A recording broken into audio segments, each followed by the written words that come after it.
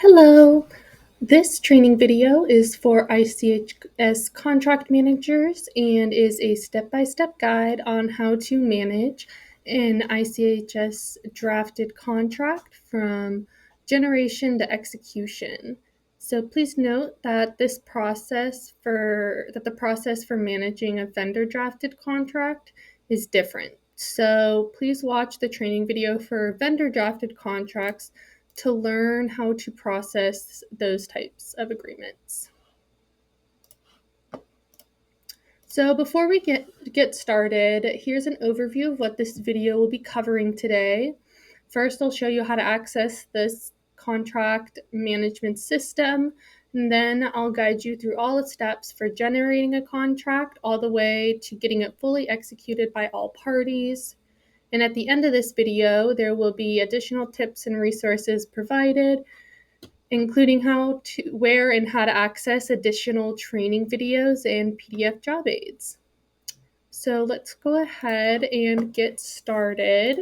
From the One ICHS homepage, you'll want to hover over Employee Resources and then click on Contracts.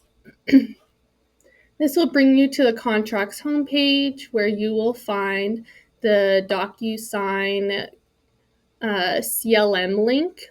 And so you'll want to click that to access the CLM homepage.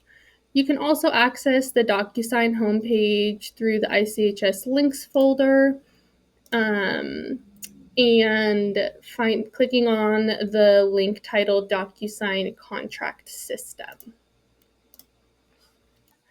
Then you will enter in your username and password, and you will now be on the CLM homepage. If you want to learn more about the system's functionalities and how to navigate it, please see the training video called DocuSign CLM System Navigation and Overview.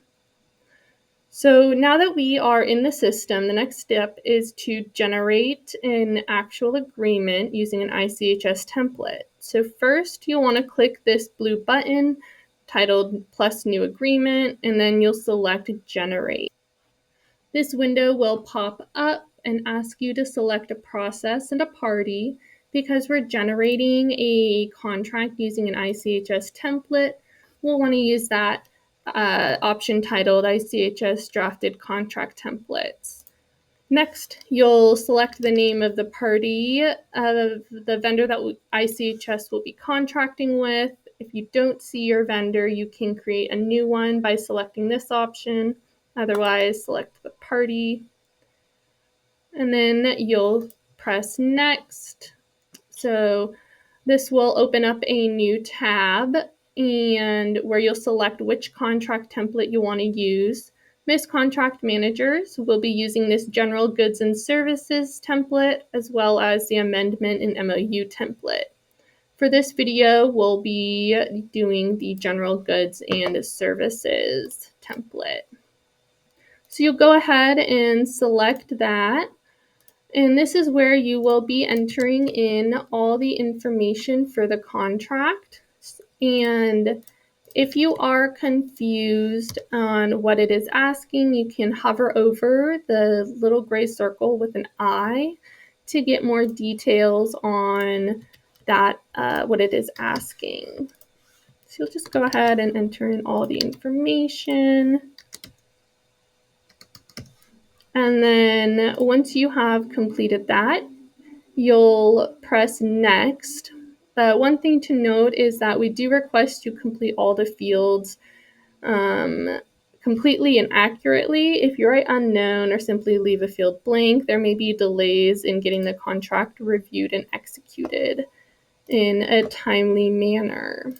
So now that you've pressed Next, it'll bring you to the final page where you can review the process or review the entire contract. And if you notice there's a misspelling or some other kind of mistake, you'll want to go ahead and click back and edit that. So instead, the contractor will provide W, X, Y, and Z. And once you have reviewed it and make sure that this is the final contract, you'll go ahead and press save. And this will bring you back to the CLM homepage. After we have generated the contract, the next step is to send it to the vendor for review, and if necessary, negotiations. So there might be a slight delay after generating the contract, and you may need to refresh your page.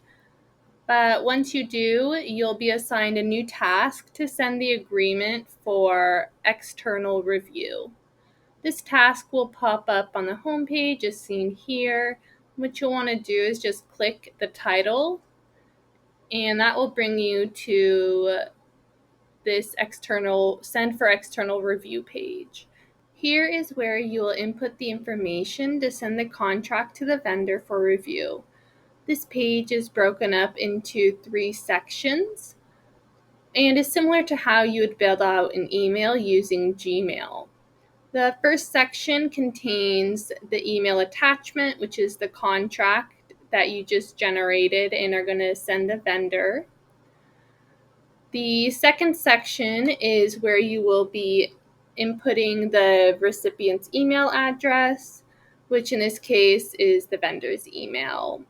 If there are additional people that need to stay in the loop of the contract's process, you can add them here under also notify. And this third section is where you will type out the subject and body of the email that is being sent to the vendor. In the email message, please let the vendor know that this is just a review and that execution will come at a later time, at a later step.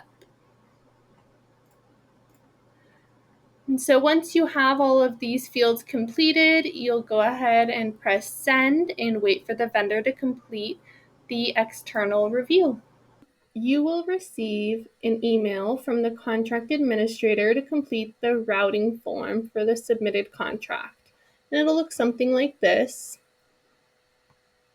with the subject having the vendor's name in the agreement, and you'll see a message asking you to complete the form and attach any additional documents. So what you'll want to do is click on Review Documents.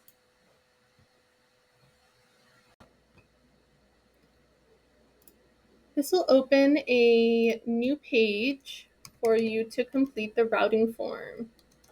On the first page, you'll be required to input information on the details of the contract and the vendor. If you're unsure about what information the field is requesting, you can hover over the box to see more information. If you do not know the answer to any of the boxes and the additional information still isn't helping, feel free to reach out to the contract administrator for help. So you go, and this second section is asking for the vendor's contact and signatory information. The contact is who you have been corresponding with at the organization, and the signatory is who will be signing the contract on behalf of the organization. If you don't know who the signatory is or it's not listed, feel free to write TBD or unknown, and that can be updated at a later point. So once you've gone ahead and completed all of the fields on page 1, you'll want to go ahead and scroll down to the bottom of page 2. Here's where the contract administrator will list any additional supporting documents that need to be completed and attached for this packet.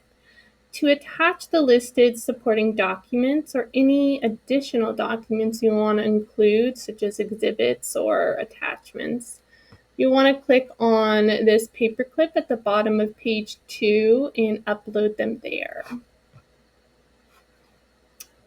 And once you have